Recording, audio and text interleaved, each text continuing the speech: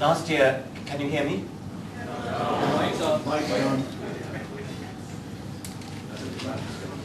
I don't understand why anybody says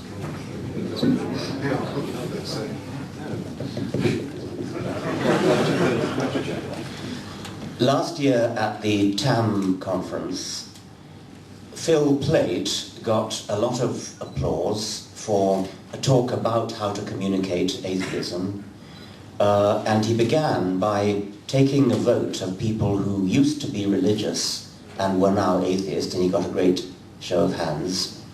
And he then said, how many of you changed your mind as a result of being called an idiotic retard? Well, not surprisingly, he got the result that he wanted. Obviously, if somebody is a really deep-seated religious person, then if you call them an idiotic retard, you're unlikely to change their mind. However, my view, as I suppose somebody who never calls anybody, I hope, an idiotic retard, but does call their views idiotic, there's a big difference, as various people today have mentioned. I like to quote the English journalist Johann Hari, who said, I respect you too much to respect your idiotic beliefs. Now, my audience, the audience that I'm aiming at, are on the whole not dyed-in-the-wool faith heads, are not the sort of people who are never going to change their mind, and certainly not if you call them idiotic retards. My audience are people who are sitting on the fence. And I think there are enormous numbers of such people, very often because they haven't really ever met the counter-arguments. I warmed to the description of the Texas people for whom the very idea of disbelieving in God would be rather equivalent to disbelieving in the president or something like that. If you're dealing with people who've never even met the idea that it's possible to disbelieve in God, then those are people who might very well, I think, be influenced in a way that people who are deeply religious for reasons of scriptural conviction or something would be unlikely to change their minds. And so I don't mind calling, I wouldn't think I'd actually use the phrase idiotic retard, but something equivalent.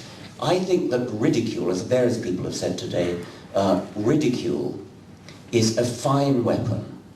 I'm not sure where it fits on the Malcolm X, Martin Luther King scale. I certainly don't want to advocate violence in any way, but ridicule seems to me a more subtle weapon. And ridicule, although it won't influence the people who are necessarily being ridiculed or their views are being ridiculed, it may very well influence people who are sitting on the fence or who didn't really realize that there was a fence to sit on, tell them that there is a fence to sit on. And I wanted to read a passage from the great Nobel Prize-winning biologist Peter Medawar, who's always been a great, I suppose, role model of mine. When I was a young man, an undergraduate, I read Father Teilhard de Chardin's book, The Phenomenon of Man, and I'm sorry to confess that I was very impressed by it and became briefly a convert to Teilhard de Chardin's kind of bullshit. And what won me round, what converted me, was reading Peter Medawar's review of The Phenomenon of Man, which I think is one of the greatest negative book reviews ever written. And the point I want to make is that I did not recoil from having this book that I had previously revered ridiculed. Quite the contrary. I saw it was the ridicule that changed my mind. And I want to read a bit to illustrate that you don't have to use violent. Has it gone off? You don't have to use violent language. You can use wit. You can use sarcasm, and you can use ridicule. The phenomenon of man cannot be read without a feeling of suffocation, a gasping and flailing around for sense. There is an argument in it, to be sure, a feeble argument, abominably expressed. And this I shall expound in due course. But consider first the style, because it is the style that creates the illusion of content, and which is a cause, as well as merely a symptom, of Teilhard's alarming apocalyptic seizures. The phenomenon of man stands square in the tradition of Naturphilosophie, a philosophical indoor pastime of German origin, which does not seem, even by accident, though there is a great deal of it, to have contributed anything of permanent value to the storehouse of human thought. French is not a language that lends itself naturally to the opaque and ponderous idiom of nature philosophy, and Teilhard has accordingly resorted to the use of that tipsy, euphoristic prose poetry, which is one of the more tiresome manifestations of the French spirit. And then there's a gap, and then he comes to the end. How have people come to be taken in by the phenomenon of man? And remember, I was one of them. I was taken in. How have they come to be taken in by the phenomenon of man? We must not underestimate the size of the market for works of this kind, for philosophy fiction. Just as compulsory primary education created a market catered for by cheap dailies and weeklies, so the spread of secondary and latterly of tertiary education has created a large population of people, often with well-developed literary and scholarly tastes, who have been educated far beyond their capacity to undertake analytical thought.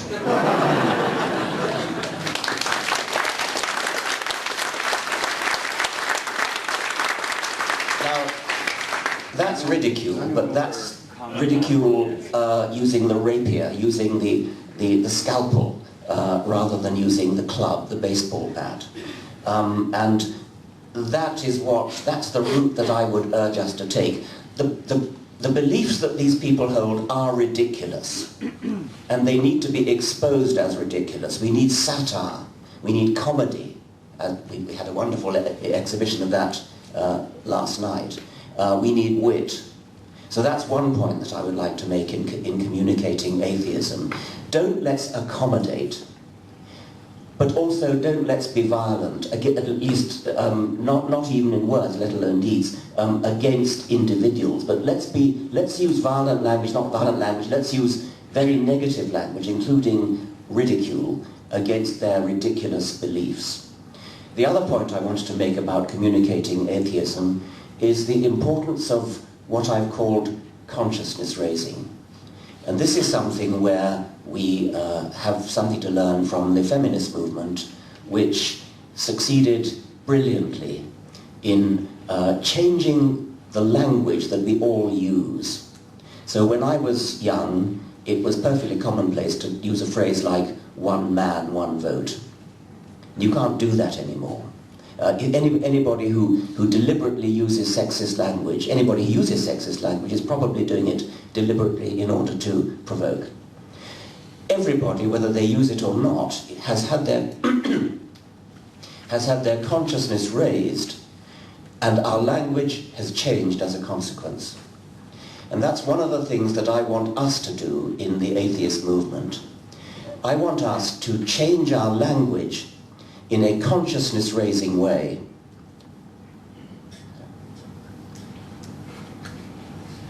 Well, thank you very much.